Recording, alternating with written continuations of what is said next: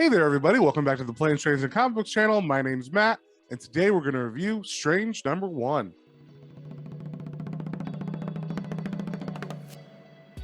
And before we get into that, if you guys wouldn't mind sharing, subscribing, commenting, it really helps me out and lets me know what you guys want to see more of. So, with that being said, let's get straight into this. All right, we got the cover here of Strange number 1. It is a Marvel book, and it is by McKay, Ferreira, and Ho. We start off in the middle of a fight scene on page 1. We see that the Sorcerer Supreme is fighting a guy named the Harvestman. She is trying to resurrect Stephen Strange, and the Harvestman is not letting her. Then we cut to that morning on Bleecker Street, where the Sanctum Sanctorum is, which is where the Sorcerer Supreme lives. And someone's at the door knocking and wakes her up.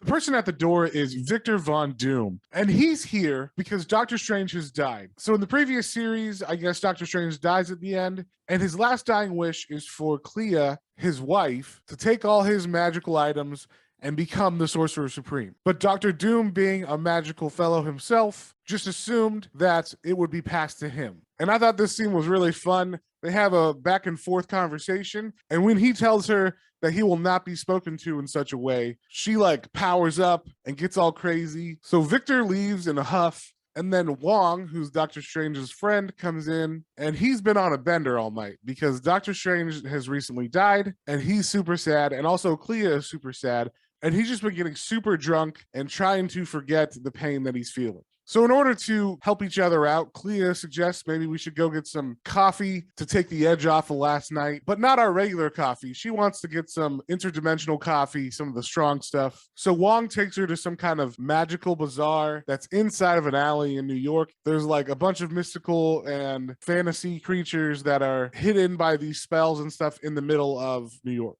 And while they're there, she's talking to one of the weapons salesmen, and he's telling her about how no one runs this bazaar.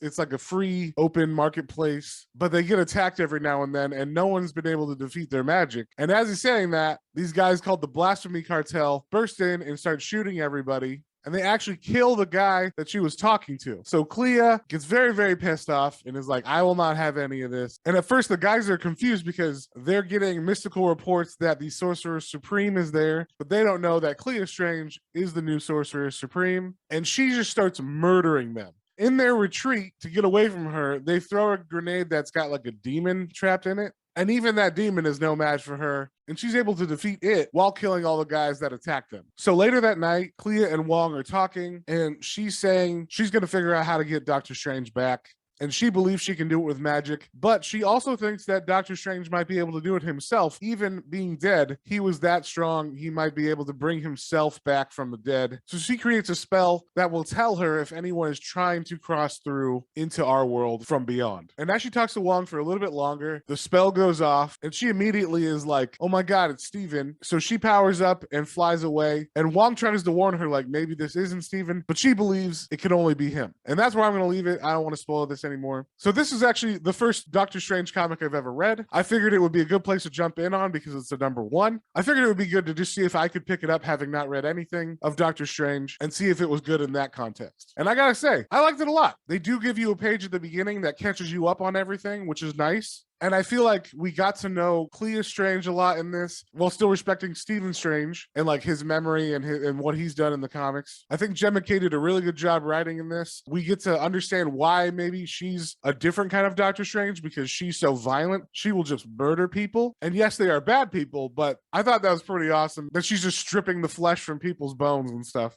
I feel like this was a really good story to start off the run with. The art was pretty good. It wasn't amazing the whole time, but whenever the big things would happen, like when she's fighting the demon and she gets all powered up, I thought those scenes were really effective and very cool looking. So all around, just a really good comic. I enjoyed myself. I'll definitely be reading this further. So I'm going to give this one a 4 out of 5. It's a great number 1 if you've never read anything of Doctor Strange or you haven't read it for a while. You can just pick this one up and you're good to go. So if you saw anything you like, definitely pick that one up at your local comic book store, and we will see you guys on the next one.